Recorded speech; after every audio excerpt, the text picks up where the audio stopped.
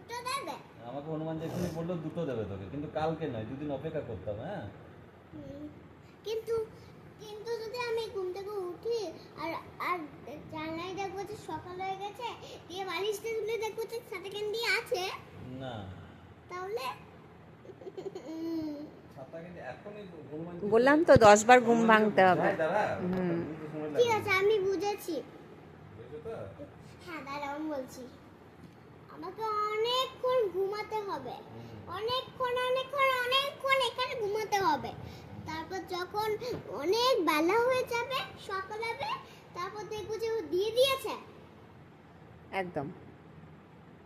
এইটাই বলতে চাইছি রে বাবা। হ্যাঁ হ্যাঁ, এটাই বলতে চাইছিল, এটাই বলতে চাইছিল। তুমি এবার শুয়ে পড়ো, গুড নাইট বলে দাও। Good night.